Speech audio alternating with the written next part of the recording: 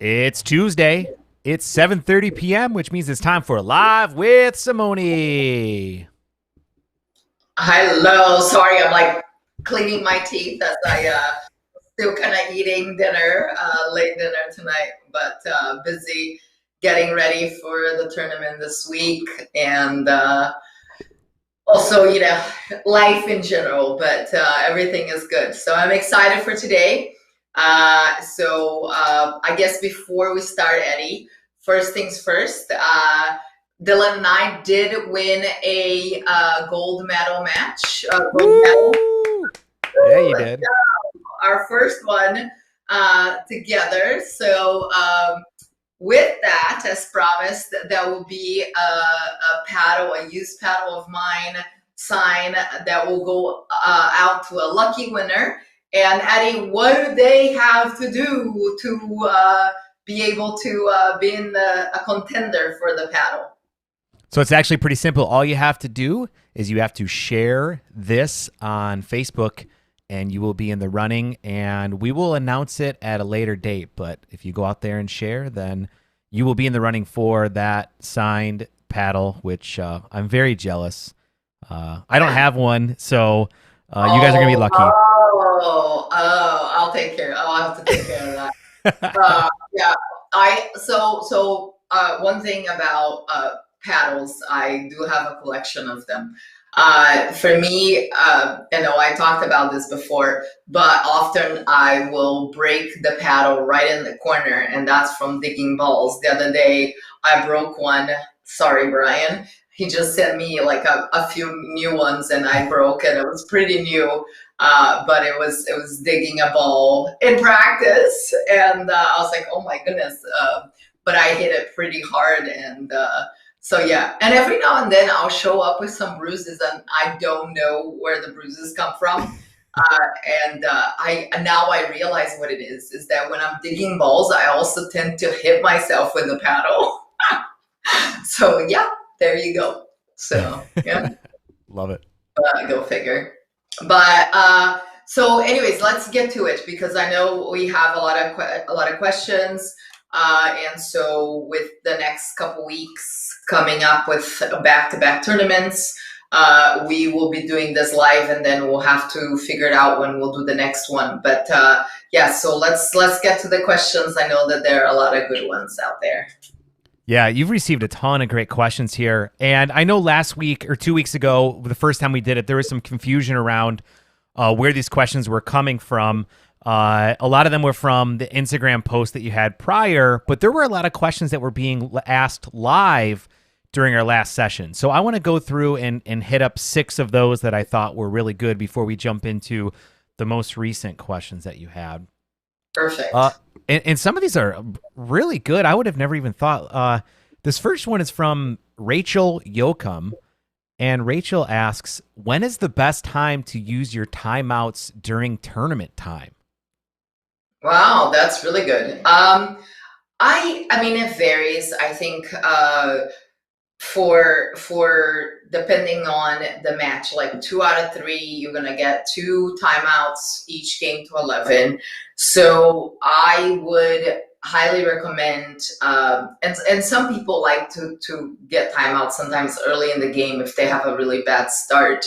I sometimes like, I mean, maybe that's my mistake, but I wait a little bit longer and kind of like, okay, I just need to get on a groove here before I call a timeout because the match, the game just started. So I tend to think like as the game progresses, like let's say you are now, uh, you know, 6-3 down or something, or 5-5 in the first game, and they go on a little run. Maybe they get one, and they get two, and they get three, and now it's like, okay, now especially because at this point maybe you're down 8-5 instead of 5-5 and getting a side out. So to me, that is a really good time to break like their run, but also to kind of like talk to your partner and figure out like what do we need to do differently here. What is an adjustment that potentially your opponents have made? So that's kind of the way I look at. I think that there is wrong time to call a timeout other than if you are on a run. Like if you're winning point every point and your opponents are not calling a timeout, definitely that would be the time that I would not call a timeout. But other than that, if you need a timeout, I feel like it's necessary. I feel like there's not really a wrong time. There's one thing that a lot of people don't they wait too long on a timeout. So meaning that now the game is way too far gone. You are down now like 8-2 or something like that. That to me is like, okay, that is just too much of a lead. So that's where I would call timeout a little bit earlier. Game to 15 is very unique. It's a little different. And I am yet to like kind of figured out that you're going to get an automatic timeout switching at 8. So that's like you get an extra one. But I've done it different ways where calling a timeout in the first half of it, and usually those times have come back to haunt me later when I feel like I really need it in the end of the game to 15. So I've taken different approaches, and I think that you have to kind of test which one works best. But if I feel like I have a bad start in the game to 15, usually I give myself a little bit of time, and then getting the side change at 8. I'll sometimes will take my 2 timeouts on the last part of the game to 15. So everybody has a different approach. I think most people, there are people that will call a timeout when they feel a little out of breath, or they need to catch their breath. So that's also, I think that there's nothing wrong with it. So yeah, I mean, that is very, very personal, but it's a great question because yeah, I mean, a lot of people, I think the biggest thing is you use them, because you cannot save them for later. You can't keep them. That's right. Can't take them with you. Nope. Great question, though, man. There's a lot of good questions. This next one here comes from Laurel Heilman, and Laurel asks, do you watch videos on your opponents to scout them, or do you know them so well that you don't need to anymore? And do you watch your own videos as well? Yeah, so Alexa's here nodding her head. I watch plenty of times, many times, and often I'm looking for myself, like, what did I do? And usually the matches that I lose. I very seldom will watch games that I win unless I'm looking for something, what worked at that time, that like what patterns worked in that particular time. So what I'm looking for in myself often is if there's something technical that I feel like I'm doing wrong, that's what I'm watching for. So I'm not watching the game itself, like I'm watching me. And then if I am watching like strategy wise, then it's a completely different watching. Then there is some more of like paying attention to like I'm not watching it's a big picture in a way. Like I'm kind of also watching some of the opponents where they're sitting more, or where are they shifting. So that's kind of like what I'm watching for often, and I'm looking at myself as far as like for me personally, I really feel like sometimes it's like, why am I not seeing this play out the way it's playing out? Like, why am I not making the adjustment? And that's because again, the coach in me, I always feel like I have to make the adjustment right there and then. But I have learned to give myself a little bit of a break these days. But yeah, so usually I feel like it's learning patterns that are so important in this game. Great. You kind of touched on this a little bit earlier when you talked about your paddle and how there's chunks taken out of it sometimes from digging balls out. But Michael Latini asks, how can you tell if your paddle needs to be replaced? It doesn't sound the same, and some because of the inside. Some of them, if you go like this, they can hear some loose parts inside. That is probably a really good time to change. Sometimes, if the when you hit, it doesn't sound the same. It doesn't feel the same. There might be some dead spots on the paddle. And that again, it's just usage. How long have you had it? And to me, like one of the big ones, that because of a lot of paddles being done in two parts, like the handle and the head, is also the if the handle feels a little iffy, those are big ones. For some people, and again, for a lot of people, is when the face of the paddle doesn't feel the same anymore, like it doesn't have as much texture. And that can vary. Some paddles lose the texture very quickly, some not so quickly. And also it depends on how much you play. So I think that it's personal, but if you want, and it can become very expensive if you are looking at the texture, and if you feel like if you rub your hand on the paddle face and it feels smooth, then that means that the texture is gone. And so it varies. There's so many people that will say that certain paddles they will have for a year and they're fine, and then some people maybe a few months and they want a new one. So Another good question. We have one here from Paul Bateman, and Paul asks, "Hi, Simone. I hope you're doing well. My question is, when your opponents are ruthlessly attacking your weaker partner, do you become more aggressive and run the risk of hitting lower percentage shots?"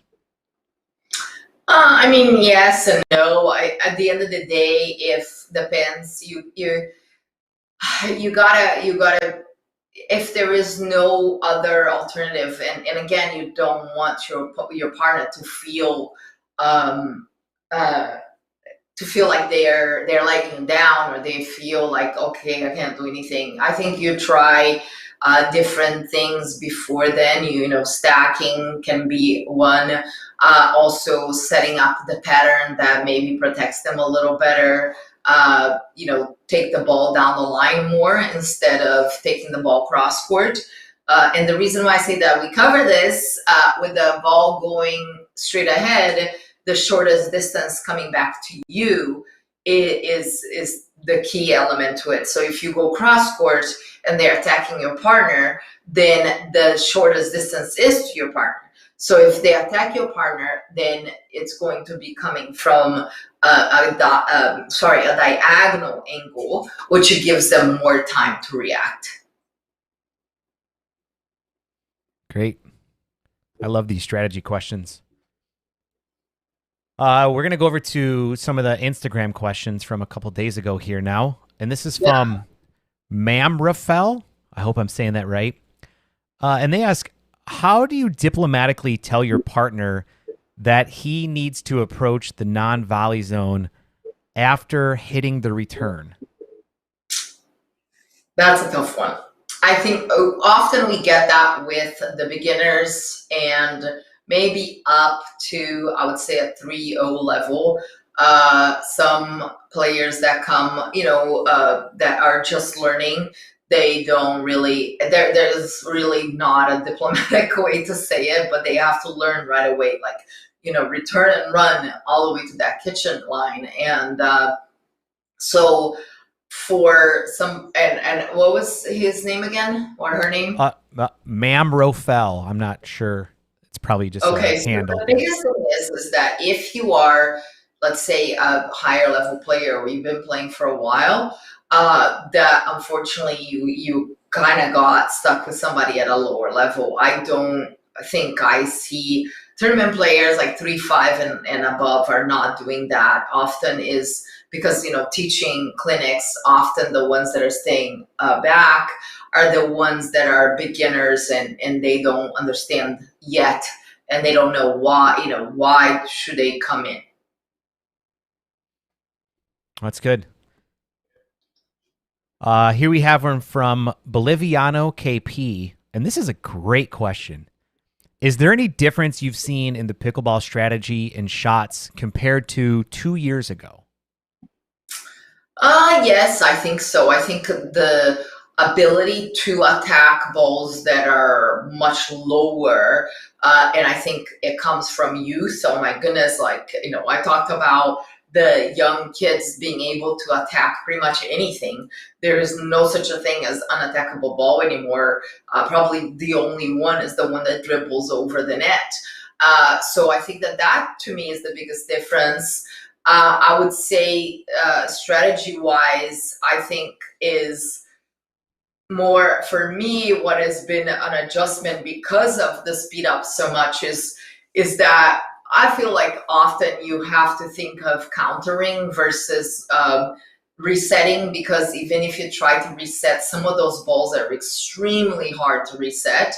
So if you are kitchen to kitchen line, often is countering and doing a better job at shifting and being ready. I think that's been for me personally the biggest adjustment. Now I think overall for the game, what I see the difference is that it is much more aggressive. So being able to, I don't think anybody sits neutral anymore. Often people are, and I wouldn't say guessing. I would say people are reading and understanding where most people, like most of their opponents, tend to hit the ball. That they are kind of reading and shifting early and then counter attacking. Does that make sense? Yeah, absolutely. And I think if anybody's been watching pros play for a couple years, we've all seen that transition and that shift over the last few years. Yeah, absolutely. I mean, I noticed that it's much more aggressive, but it's like aggressive smart. It's not just spraying balls everywhere. It's really with so much top spin and sorry, I don't know if you can hear her, but she's snoring. Oh no, that's great. She, she's snoring.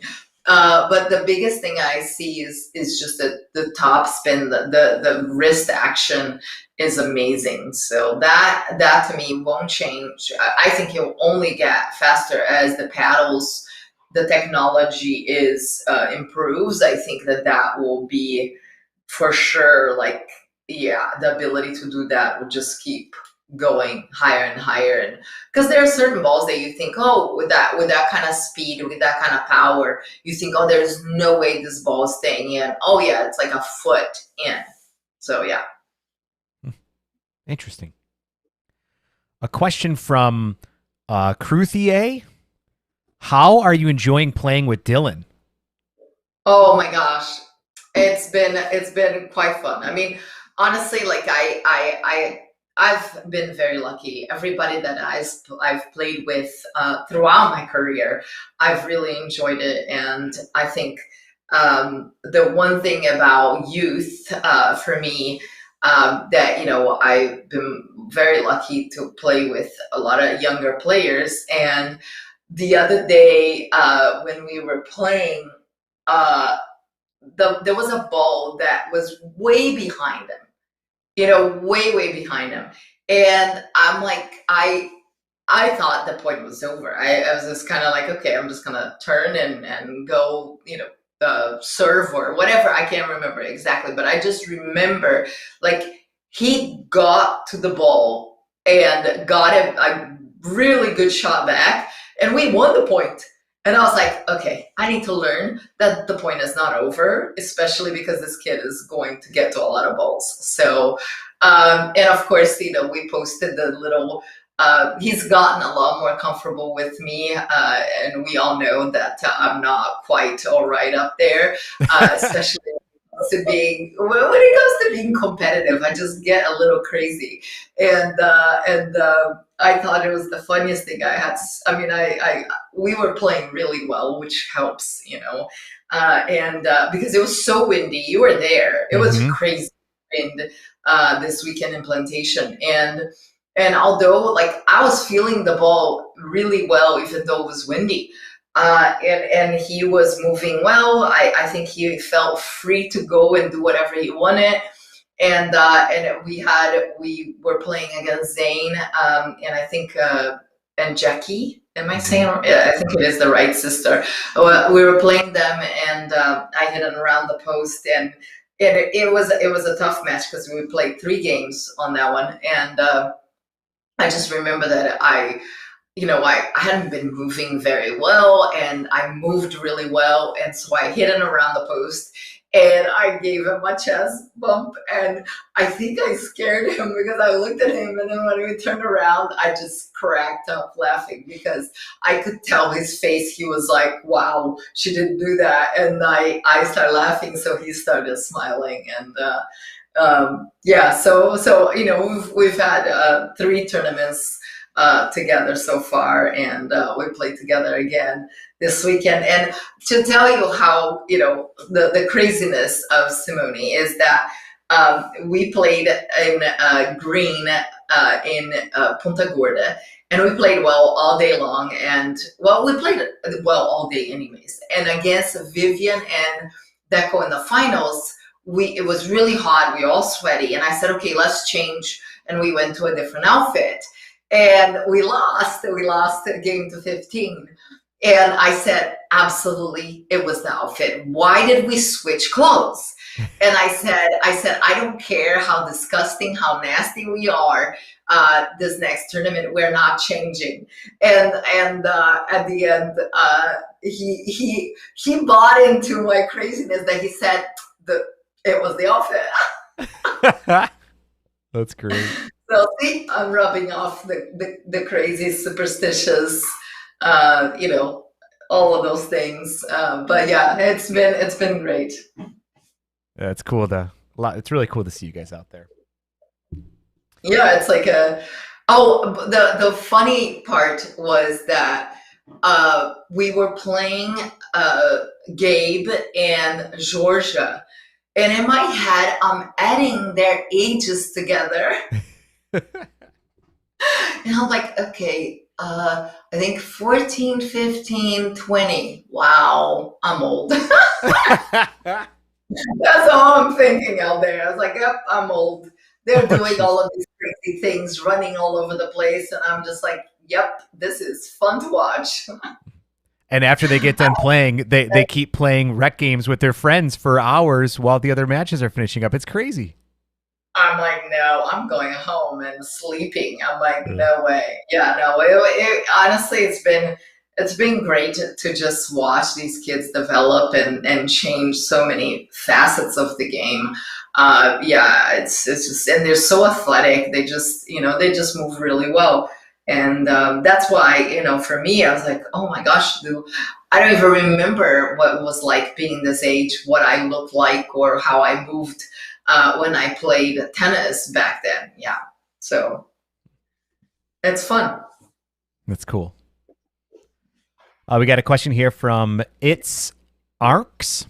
I hope I'm saying that right here. And they said, how do y'all do the third shot drop so beautifully? It's gotta be from what, Alabama or Texas, somewhere from the South, y'all.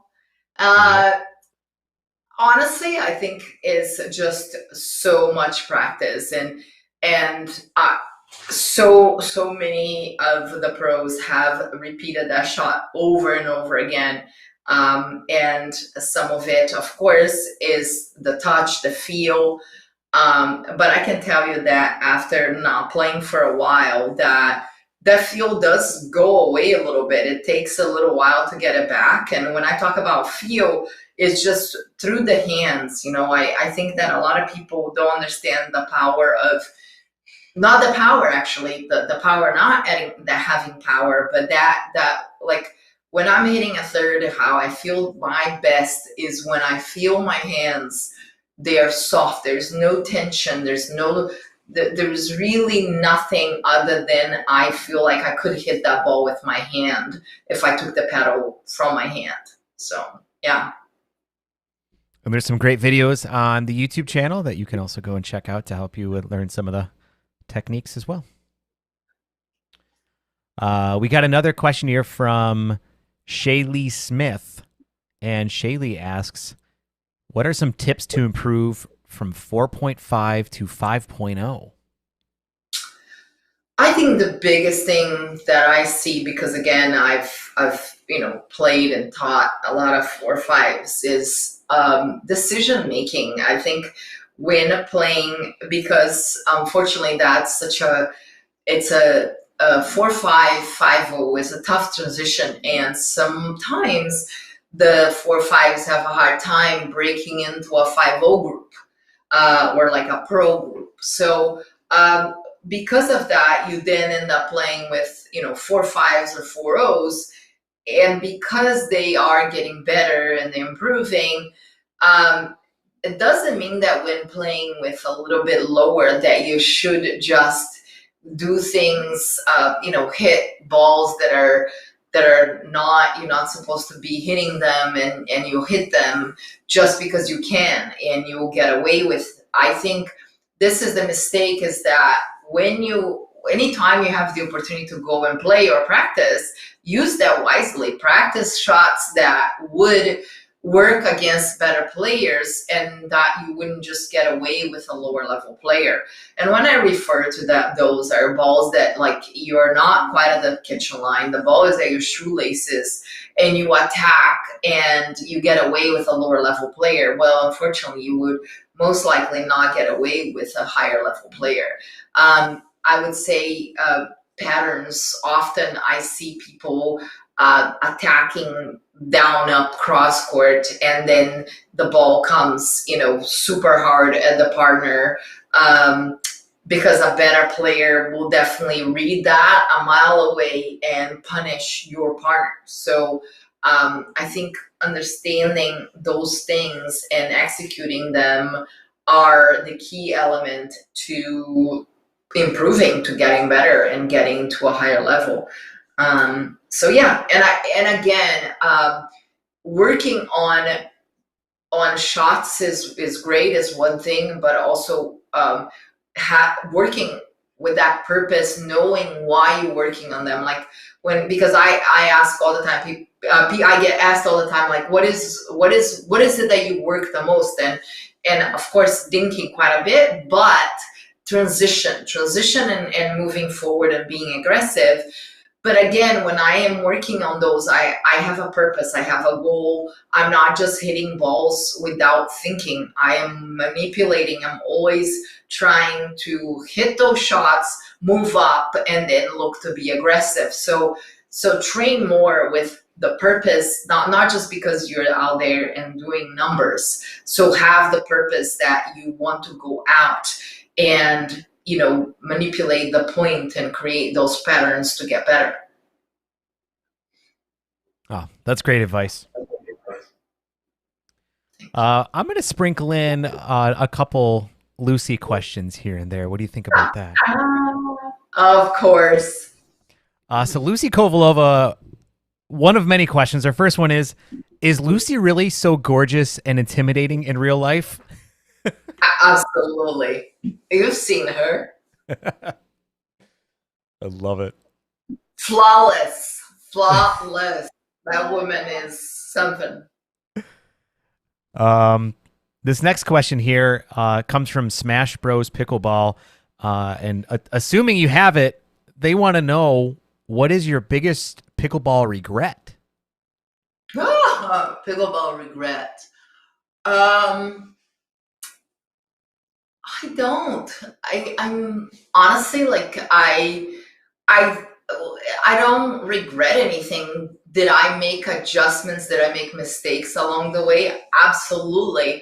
But I feel that I made those adjustments. I learned so much from it. If I had not made those decisions, I feel like I wouldn't be where I am today.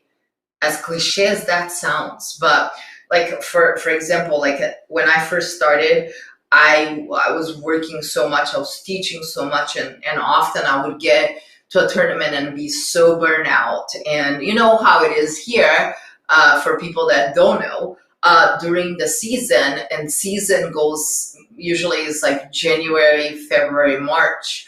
Everybody's here. Everybody wants a lesson. And when I first started teaching, I would teach so much, and it's hot. I mean, today I was out in the sun for 3 hours, and I got so much sun, and I was really tired. I still am pretty tired. But I remember back in the day, I would teach sometimes 6 hours, and I would be so exhausted, and I wouldn't even, like, know why was I on the court that much. It's not, it's not the end of the world. But often, because of the fact that it is the way Naples works, is that most people will just grind through the season, and then it's much calmer throughout the year. So I would say that I think there are times, of course, like I was fighting. I know that the injuries that I sustained were definitely due to overtraining, but I can't do anything about it. COVID was so hard on a lot of people, me included, and I think that during that time, I decided that I don't know, psychologically, I felt that was it was going to help me and what was gonna save me. I had to do homeschooling with these ones. I think Alexa's and I did a lot. By the way, didn't you end up in advanced math? Alexa's was in advanced math. And I didn't know any of it. And she didn't know any of it. And I think like that was the part where I felt like you filmed some of it. I was in my garage. I built a gym in my garage. I was working out because I felt that was gonna help me stay mentally healthy, but forgot that the body was not going to at 40, 41, 42 at the time. So yeah, do I regret doing so much? Yes, but maybe the alternative would have been that something, mentally was extremely tough for somebody that is as active as I am to not be able to do anything. So I think that's but I learned that balancing things out, now that has been taken away from me, I for sure like appreciate it so much more. But I wouldn't have maybe learned that lesson had I not gone through that experience. That's a great perspective. I feel like we have to have that. There's gotta be something meaningful in his life, otherwise why it's not worth going through anything, And so I feel like because otherwise you always think, why me, well, like, why is this happening to me? And I feel like, well, it's for a reason. I have to go through this to evolve and get better and learn. So that's kind of like, yeah, it was. If we all had this magic, this power to go back and do it again and do it differently, of course, like we all would, but then what would be the fun of it? Getting advanced math again. Yeah, I would be like, no, Alexis, you're doing your math because no advanced math for you. Great question. Here we have one from Nate Lundberg 94, and Nate asks, what is your favorite hobby outside of pickleball? Boring. Watching TV shows, like some not crazy, but yeah, some of it maybe. Taking care of your foster kids. That's not a hobby.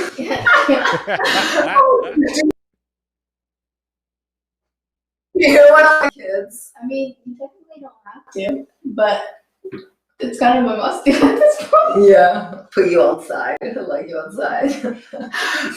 No, I would say like watch TV shows. I love binging. Like I remember the one that was most upsetting was the have you seen the Reacher, the new one?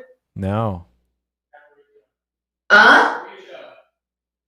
Reacher. Yeah, Reacher. Yeah, there's a new guy. He's so funny, Yeah. and the like it's phenomenal. Like we, I think finished in 2 seconds, and I'm like, the second season is not even here, and it's gonna take a while. They are going to have a second season, but it's so frustrating when Ozark is another one.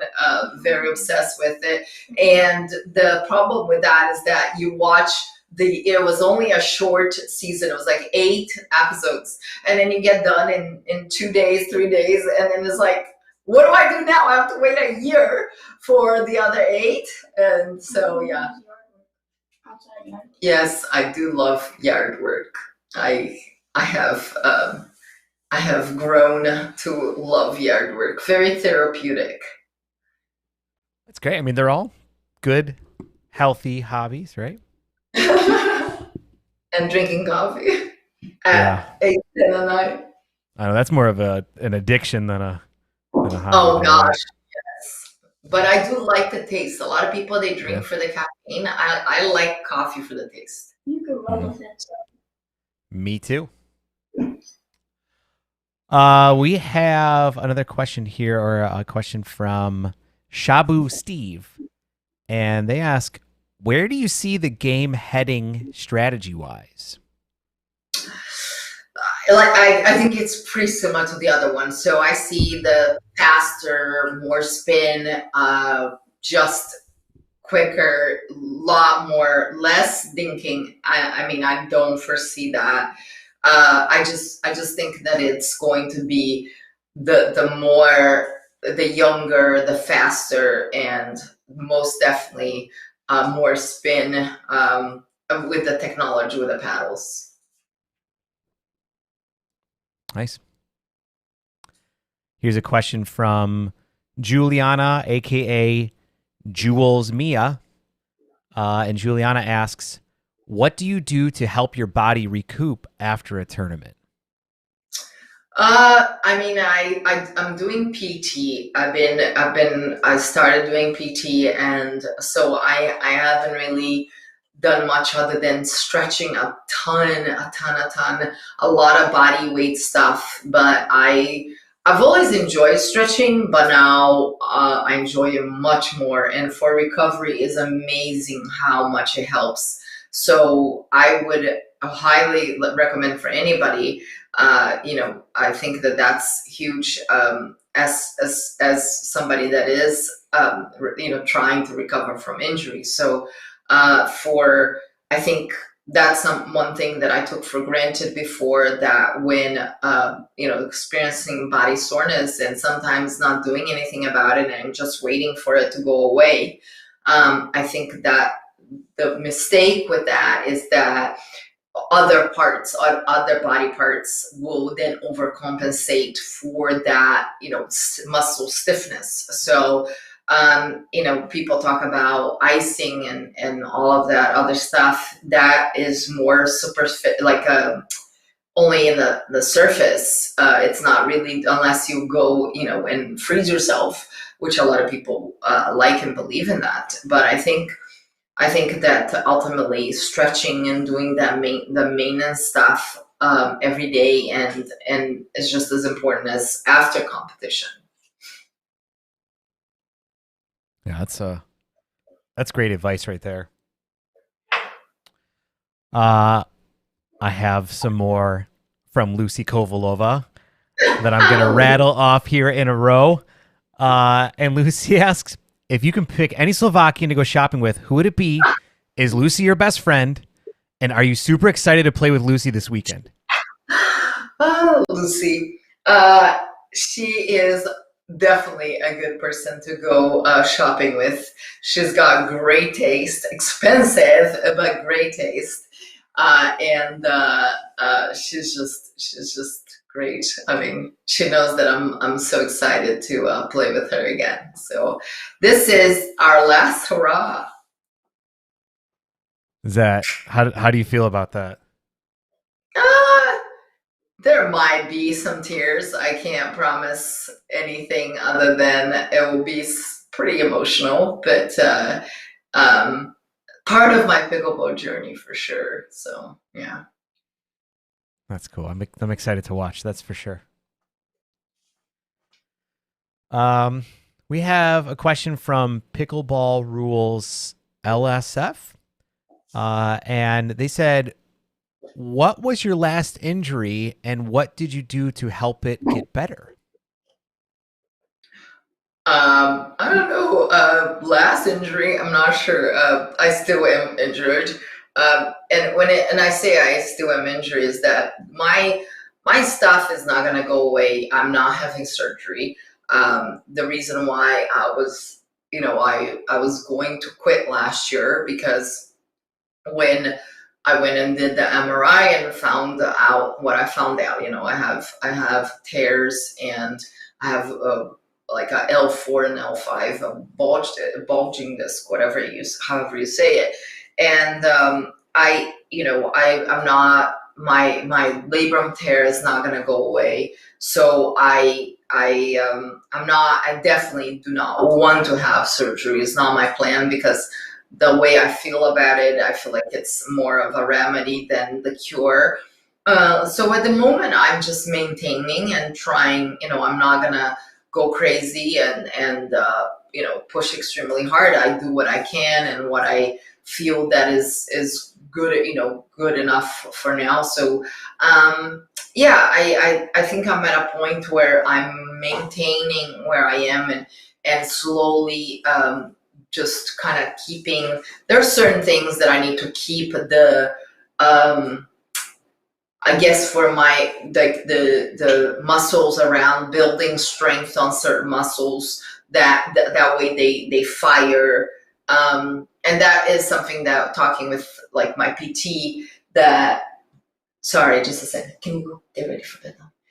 Talking with my PT, one of the things was that that is a recommendation for everybody out there is be cautious of injuries, and playing through it like I did is that other parts, so one injury kind of led to the other, and what happened is that one be overcompensating for another muscle, then something else, so like a joint now works harder, or my ligaments, which is way worse. So yeah, so I rehab and whatever you can. I know a lot of people talk like I do get some messages from people that talk about I just had knee surgery or I had something like that, and some people, they have to have it. There is no other option for them. So I'm trying, because I do feel like at one point I will have to, if it's for functioning wise, but I am trying my best to, avoid that at the moment. Well, thank you for sharing that. So international travel's opening up a little bit, and so we have a question from Leonard Masilva, and they said, "Would you like to make a pickleball clinic in Brazil?" I know I've been getting Chanel. Her Portuguese is very good. Just so you know, I do not even I haven't had to do any editing on her Portuguese. But yeah, reaching to all my Brazilian peeps out there. And of course, my entire family is in Brazil. So once things calm down, and of course next year I'll have, I should have a lot more free time, and I definitely want to come and visit the family. So who knows? Maybe I'll be doing some pickleball stuff in my homeland. That would be really cool to see, and I'm sure the people of Brazil would love to have you come down there for sure. We got a question from Shima20, and I'm actually really curious on this too. Tips on your technique and early preparation for backhand cross-court dinks. Some of it, honestly, with that, it comes from tennis. From an early age, it was like in my brain, I ready at the bounce, ready at the bounce. And what that expression means is when the ball bounces, your paddle is back and ready to come through the ball. Often what I see, when teaching is that people, they wait until the ball is at already coming towards them to get the paddle ready. So the expression is ready at the bounce, meaning that when the ball bounces, it hits the ground, your paddle is already ready. Those are little reminders. If you ever watched the Williams sisters, they were actually an exaggeration of it. They always prepped so early. So when the ball bounced, they were already coming through. Their contact point was a little bit further in front than a lot of the other players. But again, early preparation has to be coming. There are certain cues that you should be aware of because sometimes we are just not aware. You think that you are preparing early, but you don't know until you actually realize, okay, the ball is bouncing and my paddle is not back yet. So think of ready at the bounce. Ball bounces, paddle is here, ready to go. I'm definitely going to try that out next time I go out and drill. I like that. Here's a fun question from Valicia Gunawan, and they ask, "What is your favorite food?" My favorite food, I would have to say, it's got to be anything chocolate related. If I had to pick of having, no, just what? Later now, I'll show it to you. Sorry, it's time for bed. They got school tomorrow. Sorry, I lost track of thought. What was it again? Your favorite food? Oh, chocolate, right here. Gotta have it. I've been on this whole thing with the chocolate covered raisins, and I can do dark or milk chocolate. But yeah, literally anything chocolate, I will take. Brazilian chocolate is a little bit different, but sometimes it's hard to find here. But there is, there's so many things that just sounds delicious with chocolate. So yeah. And kind of following up on that, a question from Davis Pickleball: what is your favorite meal after a long day after playing pickleball? It depends on what I'm in the mood for. But if I had to pick, it would have to be a nice piece of meat. I love picanha, which is a Brazilian cut. But a nice. I just meat in general would be my go-to. And because usually I will try not to have beforehand. Usually I try to stay with something lighter. I love salmon and salmon salad, something like that before leading up to it. It's just that I just feel better, feel lighter. But once I'm done, some meat is definitely my choice. That's cool. I like that question. We are coming up on close to an hour, so I think we have time for maybe a few more. Is that right? Yeah, and somebody was asking about, I did see something because I've always tried to figure out with food, because I have a pretty sensitive stomach. So somebody had asked about breakfast, am I right? Or something about even during pickleball tournaments, I feel like I still trying to figure it out. So I now have gone, I'm doing a lot more. Fresh fruit is amazing because it digests so easily. It's hard not to eat the whole container, which again, it's I feel pretty good about it, but I had berries the other day and I felt great. but in the morning I've gone to like yogurt, granola, and fruit. During the day, the one thing is when it comes to fruit is bananas, because a lot of people love bananas. And for me personally, like one banana is what my stomach and my body can handle. I feel like it slows me down actually if I have too much. So like one banana that's it. And then I some protein or however you can get it, but in small. I wouldn't go too much. And I think that balancing, I feel like just like anything, a lot of people don't eat. Like I know players that don't eat. And I say, listen, like if you're gonna play, if you're planning on playing the whole day, you gotta eat small amounts the whole day, because otherwise you're gonna run out of energy and feel like sluggish at the end of the day. So I recommend small amounts of stuff with like low sugar. Natural sugars are always better. But yeah, I get that question all the time. So and I do have to say that no matter what age or like athleticism, like people, eating is something that is so. I've seen like a lot of high level athletes that they don't eat and then they run out of energy, run out of gas at the end. So think of like eat to fuel your body, because of the fact that you're going to need it.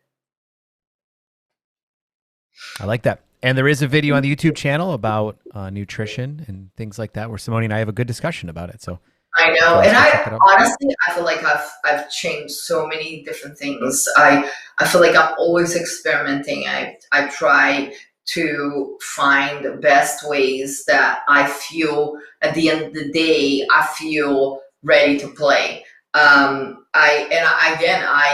don't know, because I often I'm asking for advice, because that's not my strength. I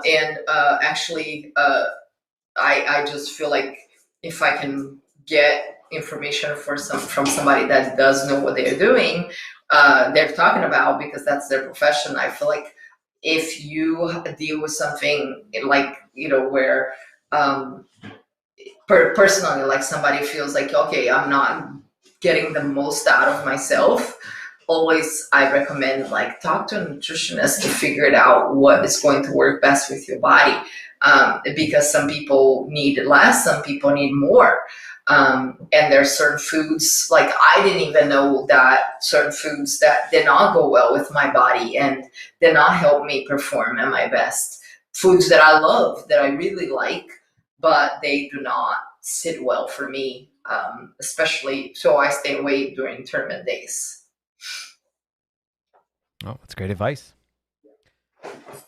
Before I get to the last question, there are two quick things that I wanted to be able to bring up. And the first one is I have a picture to show, and I believe this is from your daughter, Alexis, with some sidewalk chalk. Is that right here? Yes. Check that out, man. So your kids are incredibly talented, obviously with singing and then artistic. That's very impressive. Yeah, it's Alexis for you. But this is what people sometimes like. Why Alexis doesn't play pickleball? Here she is. There's your picture right there. Yeah. So yeah, but the one thing that people don't realize is that this is her strength is her artistic side. She's really great at drawing, and she's really great at singing. And people do. I have read that people that are very bright with certain things, like the artistic side, are very messy. So it does make a lot of sense. I am super organized. I'm OCD. And that's where I guess this is the part where I got the athleticism. That's my part. Not the whole like can't sing, like not very artistic. But yeah, it's more of it makes a ton of sense. That's That's so cool. the brain. I love it. See, she's telling me, she's explaining it's the left side of the brain. You're the left, I'm the right. Oh, I'm the left, she's the right. Yeah, left. You got that, Eddie? Yeah. I got it. I love it. More creative and artistic, and left is like stern and strict and very organized. And the spotty pants. Oh, that's great. Love it. And the last thing I want to bring up before we get to the final question here is, and we want to keep this content coming to you guys here. And so one way to be able to do that is to support the channel and support us here. And I think the best way to do that is to actually go out to simonejardim.store and check out some of the merch that we have. As you can see, I'm wearing the t-shirt. Behind me, I have the mug. Usually I have my hoodie back there, but that is packed and ready to go over to Port St. Lucie already for the PPA Riverland tournament that's coming up this weekend. So please go to simonejardim.store, and you can use coupon code Simone10 for 10% off your order.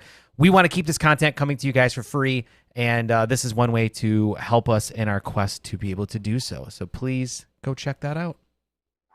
Yes, absolutely. That's awesome. And the one thing that I have to say is that every time, just doing a camp or doing a lesson, and of course, thank you for all the ones that support, because I know there are a lot out there and they show up, oh, look what I got. So it's pretty cool. It's pretty awesome. That's cool. It must be cool seeing people walking around with your merch out there. It's surreal. It's like, really? It's like, yeah, that's me right there. So it's pretty cool. That's so cool. Yeah. All right. So the last question before we wrap up for the evening here is from Phoebe Liu. I hope I didn't butcher that too bad. And I'm also really intrigued on your take on this question, because I see you as somebody that's incredibly mentally tough. But she asks, how do you work on mental toughness? Whew, that's a whole hour. But I actually, it's funny that I didn't see this one, but so I was actually asked this question earlier today. I think that I'll give you a few things. One is when it's, because I talk this with my students all the time, when it's windy, when it's too hot, when it's too cold, when it's too something, right? You're not comfortable out on the courts. Those days, do not leave the courts. Stay and play, or drill, or do something productive. But don't just quit and be like, oh, it's too tough today, I'm gonna go home. Because that is, again, not working on your mental toughness at all. So I would say that's number one. The other one is there's a difference between fatigue and being tired. So from a young age, I worked through being tired all the time. That was my biggest thing, was when things got tough, and if I got, oh, I'm ready to go home, I'm hungry or whatever, it's like Dad is like, nope, you got like 10 more minutes, whatever it is. Push yourself a little bit more, because again, it has to be productive. It's not like just making time. Don't do 10 minutes extra if it's just going to be making time. So I think pushing beyond your comfort zone, that's a big one. And then I think the other one is doing something that, like working on something, or doing something, or playing something that you do not like. I would say if, let's say, working on overheads, you hate overheads and you don't work on them, or ever, or often, or whatever, I would say that try your best to work on it as often as you can, as uncomfortable and as annoying as it is. That creates instant mental toughness, because it's so easy to get frustrated when you can't do something. So I mean, I feel like every day, if I can challenge myself to do something new that is uncomfortable and it's really frustrating, but it's like, okay, like, take a deep breath. This is not that terrible. And this is the part where I think it improves mentally. It improves your recognition of being self-aware. Like, this is frustrating, this is annoying, yet I'm conquering it. That's great. But again, I talk about mental toughness. We can do a whole segment on that, because I'll tell you that a lot of like, that is something that growing up, I feel like I can endure anything at this point in life. But it's just something that you build every day. It's not something that you just one day you're like, oh yeah, I'm gonna be mentally tough today. Right, you flip a switch, your mental tough switch, and you're good, right? No, yeah, that does not exist. Okay. That was great content. I love the fact that I get to take this in every week, so I'm sure all of you guys out there love it as well. And I just want to say, we really do try to get to every single one of your questions out there, but it's just it's not possible. But please don't be discouraged if we don't read your questions. If you have questions, please continue to post them, and we really do hope that we can get to them as we do more of these, because I hope we do more of these, Simone. I don't know about you, but I certainly love them. Oh, I honestly, I love not. My disclaimer is always that I never claim that I know everything, or I know much at all, but I do have I guess some years of experience in the athletic world. I feel like that is my strength, but also I love sharing. I feel like it's how I learn, is how I got better from others sharing with me. So I feel it's rewarding for me to share. And when I go out to tournaments, people, like, you have no idea, like, people are like, oh my gosh, I love your content, I learned so much from it. It's fulfilling for me. It really is. I always talk about how I was always a teacher first, and a player second, and that's what will continue on once I'm no longer playing tournaments. So I'll continue to teach and continue to share as much as I can. Okay, well, we will be here to absorb all your teachings, that's for sure. Anything else before we wrap up for the evening? So we will, what we'll do is, how about, how do we do this for the paddle? Or do we announce that on social media? How do we go about it? Because we gotta look. Somebody is gonna be receiving one of my paddles, my tournament paddles. Yeah, we could do that. We could go ahead, and again, remember, to be eligible for it, which you guys still have time, all you have to do is share this live stream on Facebook, and maybe even this weekend we could pick a winner and post it. What do you think about that? We'll do that. We'll go live from Port St. Lucie. What a great idea. So yeah, go ahead and share this. We'll be picking a winner. You're going to win a used and autographed paddle from Simone. Paddle. Yeah. I'll make sure that it's like, yeah. So definitely you want to get in the running for that, guys. So please share this out. We would appreciate it. Yes. Thank you. Thank you.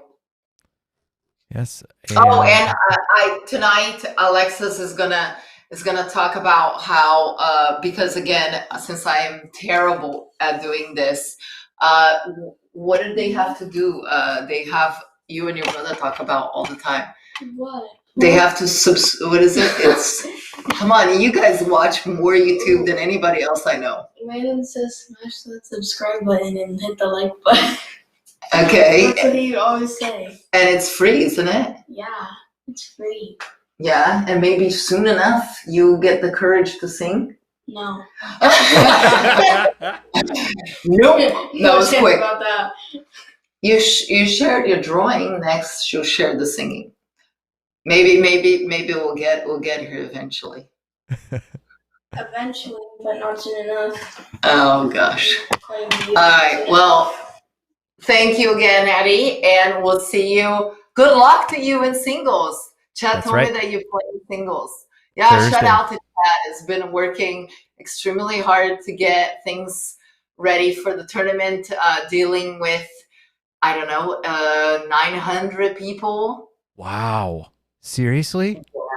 Yes, 900. Some people sometimes forget to pay, and then he was having to make sure that, or they forget that they're not playing and they're still signed up.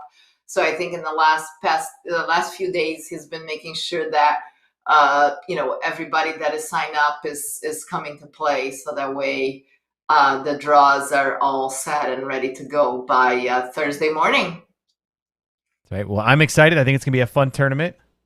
I always enjoy. Yes, the facility they came through. GL finished the courts, and they're all pickleball courts, no tennis courts. So should be very exciting.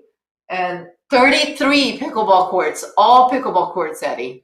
What? Are you kidding me? Yeah. No, I'm not kidding. 33 true pickleball courts with fence. Fences all around. Come here real quick. He's like getting the car ready to packing up everything. So yeah, so for those of you who are going, so some of the things to expect this is extra info here. So some of the things, there's stuff about parking. Yeah, so if you are playing the Riverland Open this week, there's 280 parking spaces at the tournament site, strictly for players only. Spectators, residents, staff, and volunteer have separate parking areas. There is a minibus shuttle that runs from those other areas to the facility.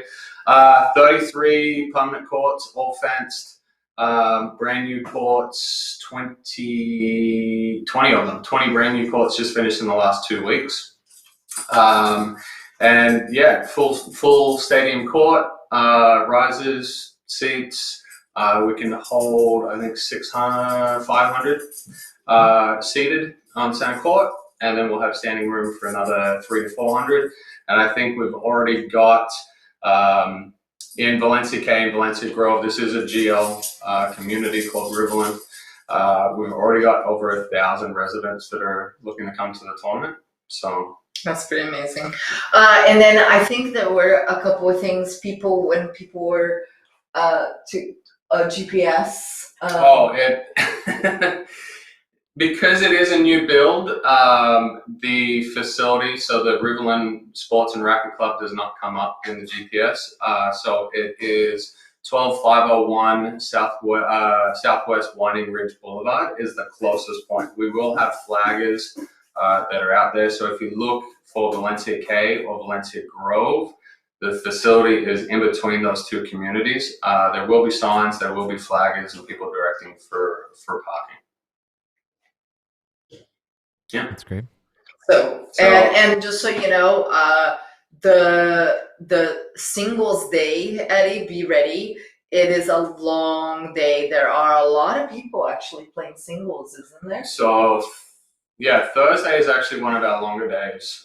Just in the men's pro singles, we've got 48 guys playing the men's pro singles. A lot of the draws are double elimination. We've only had to do very few round robins, and if they are a round robin, it's either going to be 3 or 4 games, 2 out of 3 to 11. So the round robins are going to get a lot of play as well. Thursday we'll start at 8 and we'll finish around 7. Friday is our shortest day, starting at 9, finishing at 5. Saturday we'll start at 8, finish at close to 10 p.m. And then Sunday we'll start at 8 and finish around 7. So all up, I don't know the total number of matches right now, but we'll probably be close to over 1,500 or something. Wow. Yep. That's incredible. I'm excited. So, I can't wait to I'll go. get about 3 hours of sleep tonight, and then I'll drive 3.5 hours over there tomorrow morning to finish setting up. And then we all have to be there for a long time. Fun. That is true. You all get to be there for a long time. As you can tell, my child that does not like pickleball is not very excited. But, however, she is works the tournament. She works the tournament desk, works- so she you will see Alexis in the tournament desk. So she'll be helper number 2. helper number 2. So What the heck? I know. No. But anyways, so we gotta get to sleep. They still have to go to school tomorrow. So yeah. But anyways. All right, Addie, kick some behind on Thursday. We'll be there later in the day. I'm looking forward to it, guys. Thank you for tuning in, and we'll probably see you in a couple weeks, right? Yes, and we'll talk. We'll keep people updated, but most likely next week is pretty rough because we come back. We're probably gonna come back Monday, and then I leave again on Wednesday for Del Rey. So it's going to be crazy. Come in, maybe get a practice session in, a lot of laundry, and then Alexis and I are headed to Del Rey Yeah. on Wednesday. More Spring pickleball. break. More pickleball. And this spring You break is hear pickleball tournament. More pickleball. Oh, Not that's hanging great. out with my friends for spring break. We're gonna be pickleball. Yeah. Yeah, she says that she doesn't like it, but she loves it. Yeah. She gets to hang out with me. Depending on the people. Me. That's all that matters. The 4-hour car ride. With Yeah. to and from. She loves spending time in the car with me. We love car rides that are 4 hours long. Um, Not really. Oh, darling. All right, Eddie. Have a good night. Get some rest, and we'll see you. See everyone. Hopefully, everybody will be coming to Port St. Lucie to watch. Those of you who are not watching, maybe you get to watch online. And again, thank you everybody for tuning in. That's right. We'll see you guys soon. Good night. Yeah.